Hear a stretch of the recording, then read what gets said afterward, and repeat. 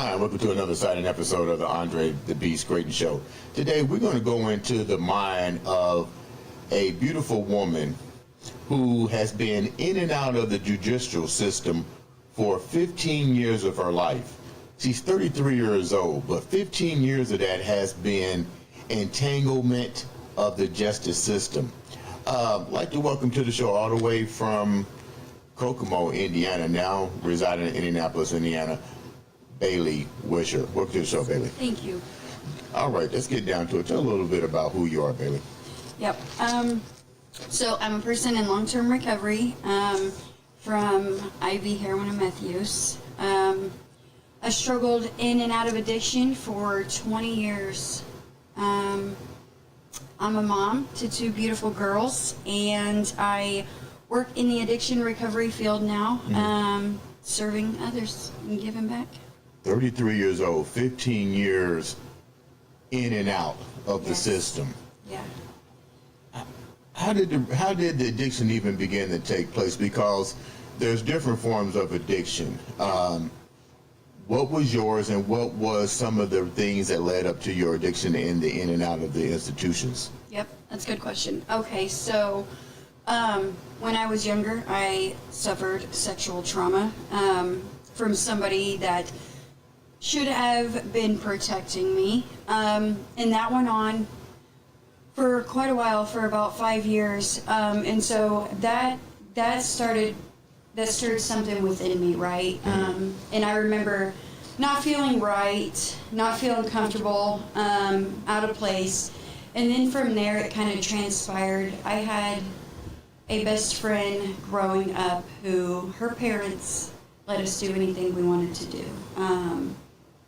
So it was a fun thing to, she had all older siblings too, okay? So they were doing this stuff, so we kind of picked up. When you say doing this kind of stuff, what is this stuff that they were allowing? Yeah, we were smoking cigarettes, smoking pot, drinking. How old were you?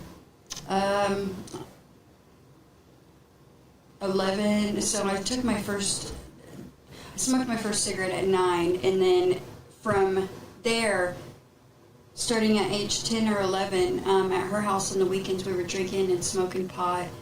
And it was a weekend thing, and by the time I was 13, it was an all the time thing. You mean your parents, your mother and father, never had any indication that you was partaking in these events up under their... Now, you mentioned something. Let's go back a minute. Yeah. You mentioned somebody that was supposed to be taking care of me. Explain that. Yeah. So my mom had gotten in a relationship with another man after her and my father's divorce, and so we became a blended family. Okay. So it was one of his sons, and so it would have been my stepbrother, somebody who should have been protecting me and, you know, being a good example. The new blended family, the son of your stepfather basically was the one that was doing the molestation. What age was the molestation basically taking place? From 7 to 12. Did you share this with your mom? Did you share the information when this was happening? Not during. I didn't know that I needed to. What do you mean by that? I didn't know that it was wrong. I don't think I was a little girl, so I didn't fully grasp the concept that it shouldn't have even been happening until I started getting a little older and realized that something wasn't right. I would say that was probably around the age of like 11. And how much older was he to you? Probably about 7 years, roughly. So how was he able to, let's use the word groom, how was he grooming you where you thought this was normal, but he had to be enticing you to some kind of degree in order to get you to, there had to be were there adults around as he was doing these things? So he knew when to do it and when not to do it? Yeah, apparently, yeah. Wow. So let's move forward. So now you're a little bit older, but you're getting your first taste of almost being 21, I guess. Smoking, drinking, marijuana. The What whole else? shebang. Really? When I was 13, I did heroin and meth for my first time. You wasn't scared? I mean, no, I had been smoking pot and drinking before that. Okay, but this is like Yeah. a different degree. This can kill you. Yeah. So I was young. I didn't know that. I didn't understand that. And these were adults that was basically allowing you to partake in heroin and these dangerous drugs in their presence. Yeah, and I would say more so like during that time, older siblings of the friend, and I also used with my brother, my oldest brother, on and off. He also struggled in and out of addiction, like me, and there was times on and off throughout our lives that we had used together. Where's your mom? Where was she during the time? Yeah. Yep. Working. She worked a lot. She wasn't even aware of what was going on. I mean, We hid it pretty I well. was going to say, how do you hide that? Because usually I was never under the influence around her Right. until I was older. Okay. And like the parents' house of the friend I was doing these drugs with, they seemed like they had it together. They had a nice home, clean, lots of food. They had very good jobs. Whenever my mom called and needed to speak to them or me, like everything was fine, right? You wouldn't know no different. When did your life begin to spiral out of control? Because you're not even 21. You're barely 15 years old. Yeah. You're doing adult things, being sexually attacked by a family member. When does your life begin to go chaos? I would say probably high school. It started to get really bad. I went into treatment actually my first time when I was 15, and that was I was involved in the juvenile drug court program because I continued to get in trouble and arrested. I got What were you arrested. getting arrested for? Conversion, shoplifting, Okay. hanging out with these same friends, going to the mall, taking clothes, makeup. Was Things- this to things feed like your that. habit or to feed their habit? Neither. We were just being Masisha. Yeah, Okay. yeah. And so, probably it got really out of control by the time I was in high school and was made to do the drug court program. That then it became an apparent problem to everyone, right? Did your mom intervene? Did she come to the plate when you got all of in and out of when the sign of trouble first became noticeable to everybody? What did your mom do? So part of like court, we the drug court program, we had to go weekly. She was always there. I mean, she was always there. She didn't really put up with my bullshit, I guess you could say, but because of the drugs, I did have some, I would say maybe a behavior problem. I started to get mouthy. I was irritable, right? So I guess it could easily be confused for just an asshole kid, right? Especially during teenage years. But I was hurt and I was carrying a lot of trauma, and I didn't really know that. And I know that my mom did the best she could, and I did go to therapy. I've seen a lot of different therapists. Was put on different medications, but nobody knew the root cause because no one suspected I was getting high until What were they you knew. What were you sharing with the people that was supposed to help you? Your therapists, your doctors, the social workers, the courts. Did you even share with your mom that you had been that one of the events could have triggered and started it was the fact that the guy that she married, son, was molesting you? Yeah, so I did tell her, and she took immediate action. And When you say immediate action, what was the immediate action that your mom took? Yeah, so I actually called her at work, and she left work right then and there, and came and picked me up, took me to the police station, and filed a police report. And then that started this long, drawn-out process over a couple of years of dealing with that within the court systems. How many years had passed before you shared this with your mom? 5, So you're about 13 at this time? 12. 12. You shared it with your mom. You called your mom. And what was the event that led you to call your mom and tell her, okay, this isn't right, blah, blah, blah, blah, blah? Yeah, so the friend that I was using with, excuse me, she was over at our house, and we were smoking cigarettes and stuff like this, so it wasn't unusual that this happened, but something went off of me. But so the guy that abused me, he had accused her of taking a cigarette from him, and I seen him patting her down, and something just switched in me, and I knew something wasn't okay, and I knew I should say something right then. So you call your mom. She's still with this guy, his father, correct? No, they were separated at this point.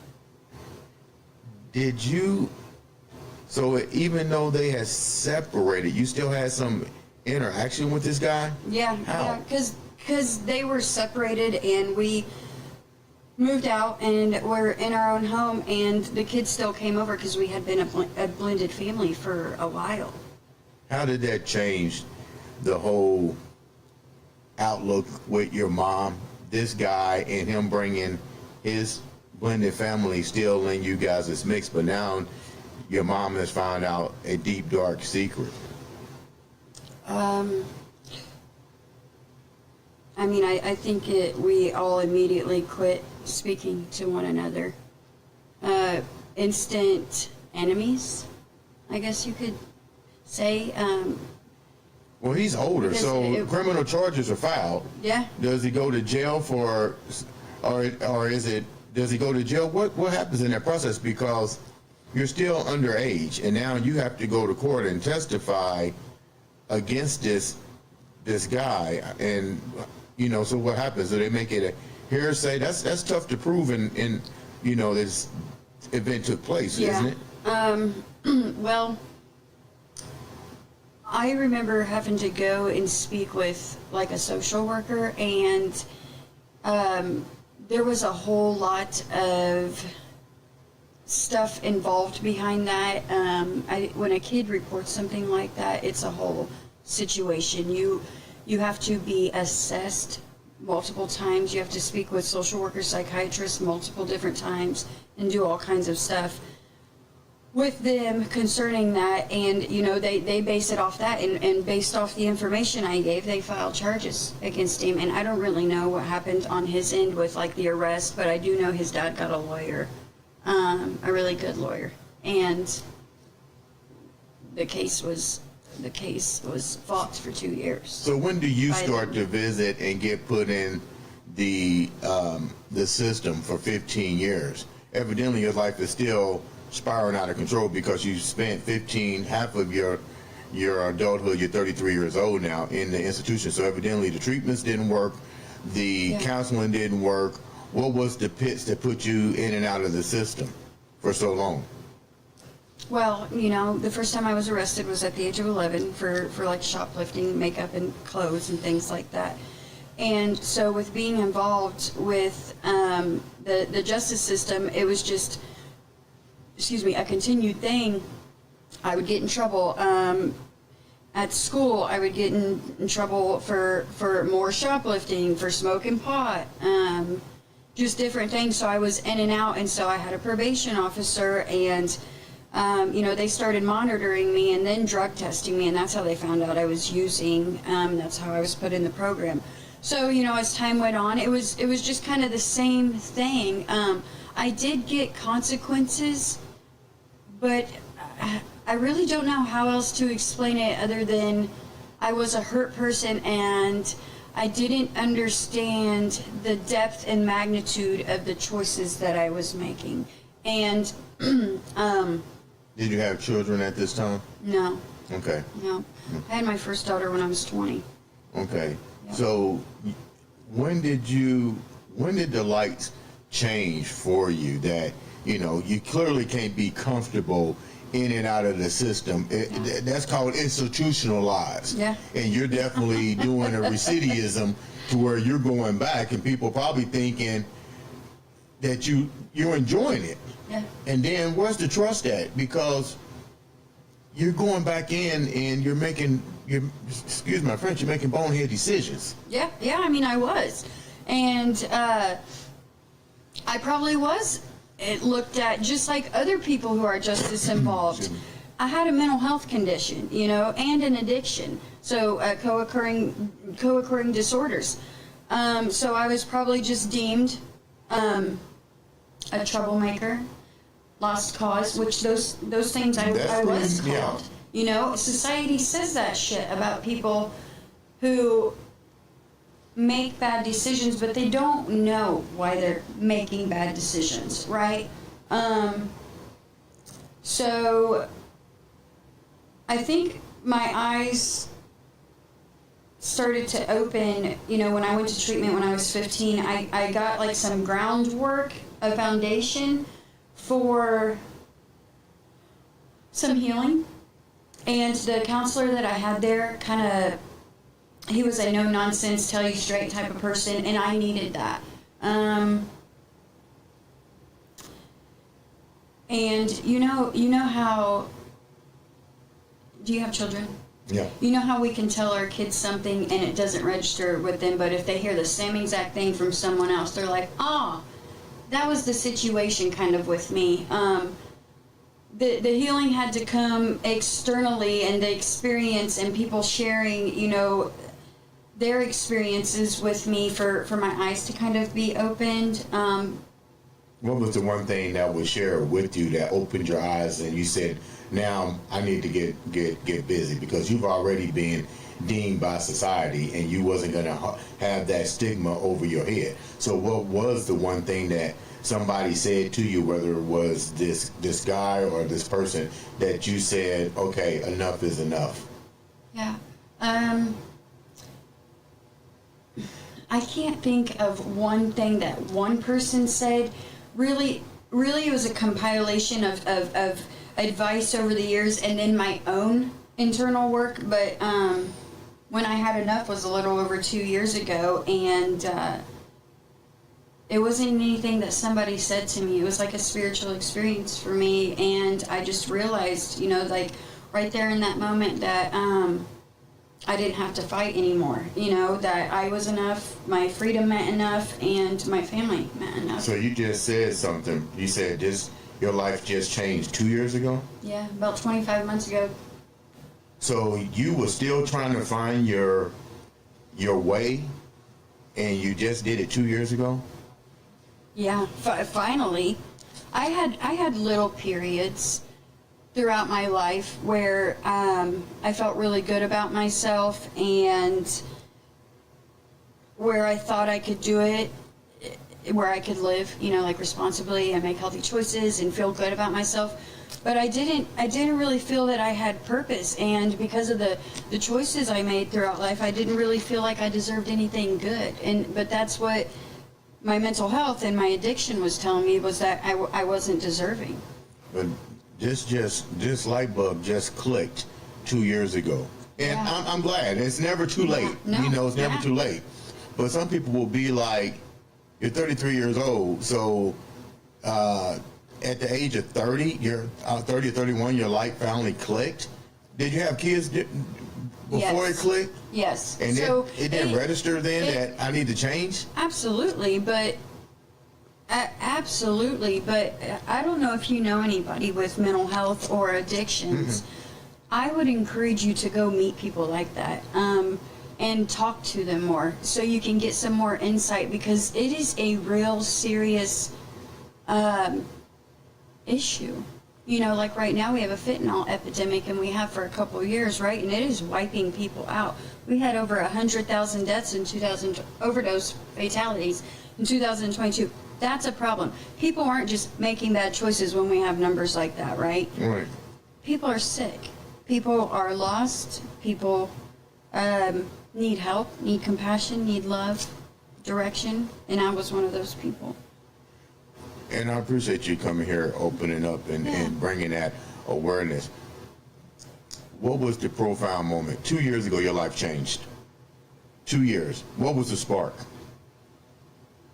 I had just kind of came to the end of myself. I was in treatment, and I actually, we were in a group, because in the treatment centers you do groups during the day, and it was a spirituality group, and we were encouraged to do something. A bunch of books were presented to us, and we were encouraged to pick something we normally wouldn't, and I did.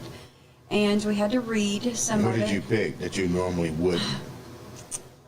So I don't remember the title of the book, but it was a book by Pema Chodron.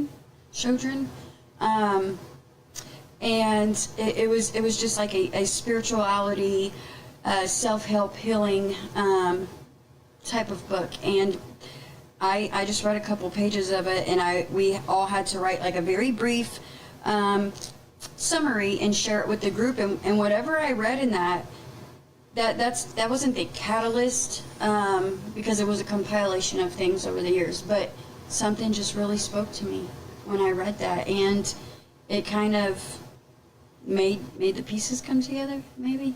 You mentioned something, and congratulations on that, but you mentioned something. You mentioned your children, two beautiful girls. Yeah. Did they witness what you was going through?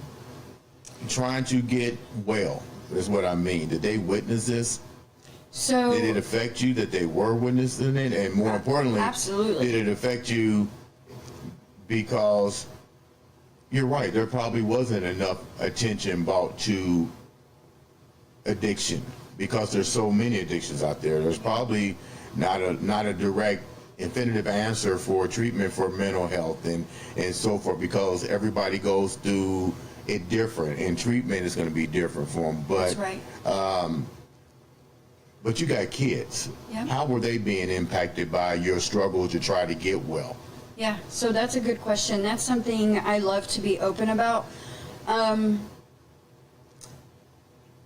because I know I'm not the only one that struggled like this. And so I love my children dearly, right? So there was this quote, I'm going to tell you, but I want to share this quote that I came across. And so you know how people say, don't you love your kids enough? Wouldn't you die for your kids? Mm-hmm. Of course we would, right? But would I live for them?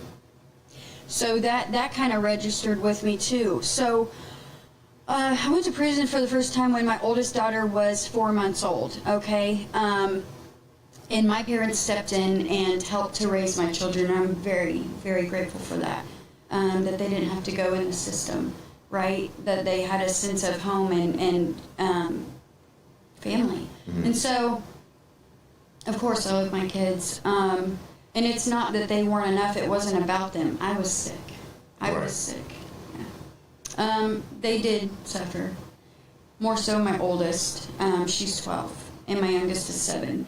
So my 7-year-old was very little. And when I mentioned that I had periods where I kind of had it together and had some hope and stuff like that, I did really good, and I'm a great mom. I made shit decisions because I was a sick person, and me and my oldest daughter have worked a lot on our relationship the last couple of years and have gotten a lot closer because I didn't use at home because I couldn't be home because of the choices I made and burned bridges, and I wasn't allowed there, right? And when I say home, I'm talking about my dad's or my mom's, because they were making decisions to protect my children. Mm-hmm. And I would see my kids and stuff like that, but a majority of the time I was either homeless or locked up. Mm-hmm. Yeah. I'm glad that you found that sense of direction and your sense of purpose to realize that you do need to live for your kids, not die for your kids. Yeah. With that said,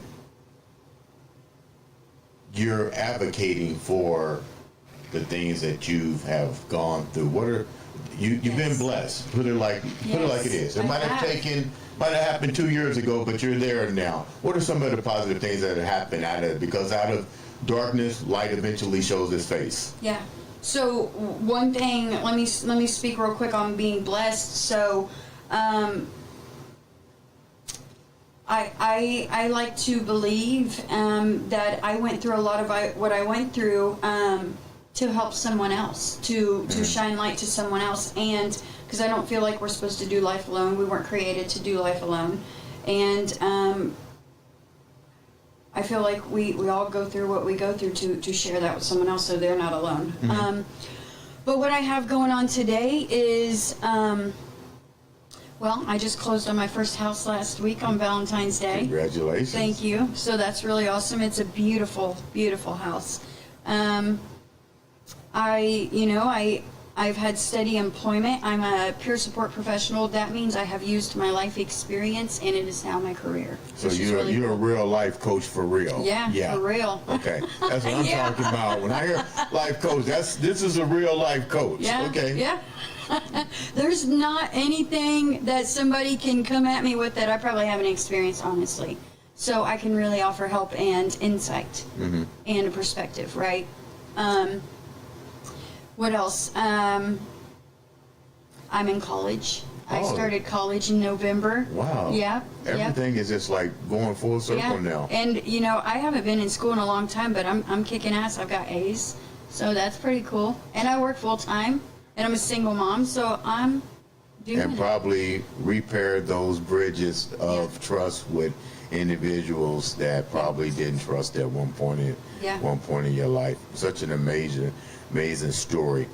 I'm gonna go back one notch before we close this story out, and I really appreciate you coming here and sharing that remarkable story of your life to help impact others. I tell people when you come on the show, it's that beast mindset. All you're trying to do is come out and basically take your experiences and touch one person. I like the way you said that. Your story may not be for everybody, but at least it can touch that one person. If you had to go back in life, well, let me rephrase it.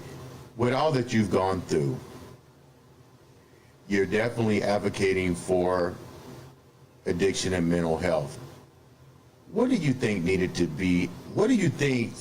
would have helped you better as opposed to just now for figuring it out 2 years ago? What needed to be in place, and what do we need to have in place to help the next person? Because look how long that's taken for you to get there, and you go from rock bottom 1 minute, you're here 1 minute, you're there. Yeah. And not saying we don't have my hat's off to the therapists and the mental health people, but there has to be a better solution here, that you don't have to travel this long and go through the system and in and out and recidivism and going back into the same type of environment. What needed to be in place for you to that would have maybe helped you? Oh, that's a loaded question. So I'm going to give an answer that has a couple different perspectives. I think that it was always all on me. First of all, I want to say that I always take full responsibility for my actions, my choices, what have you, right? But I could have been treated nicer by people. What do you mean, people? The people that were supposed to help you, or society in general? Society, treated nicer, more compassionate. Like when I advocate for, addiction and recovery, one of the things I'm really big about is treating people with, people have a need to feel seen, heard, and loved, right? Right. We can't help that. We have that need. And being treated with dignity and respect. I was treated like shit. I was treated like shit by, I was deemed, hopeless, a lost cause, a junkie. I've been told go kill myself, I should have died, by anywhere from just people, I have barely met, jail staff, prison staff, the courts, you name it, right?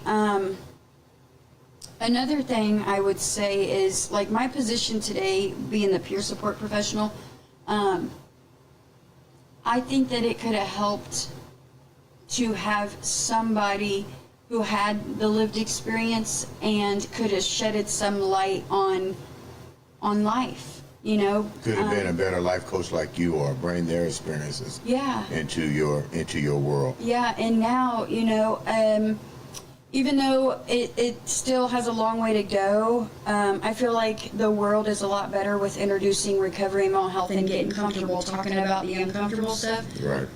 But when I was suffering and going through my mess, it was still like a taboo subject, and people didn't want to talk about it, didn't want to deal with it. So, you know, that's when people like me were deemed hopeless and basically not a part of society.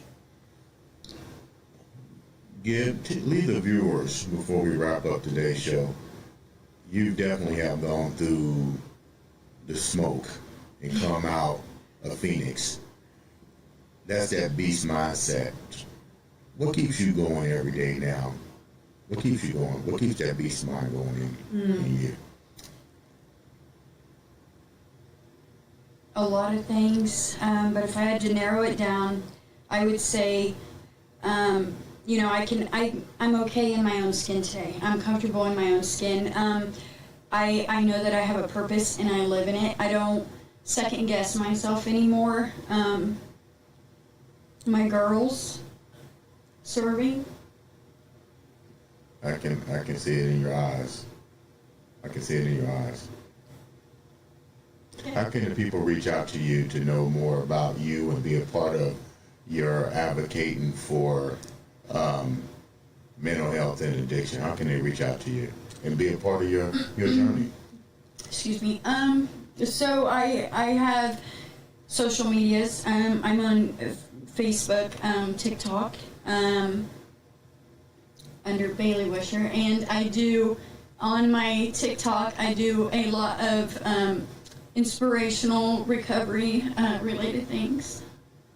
That's really good. Ladies and gentlemen, this has been another exciting episode of the Andre The Beast Crayton.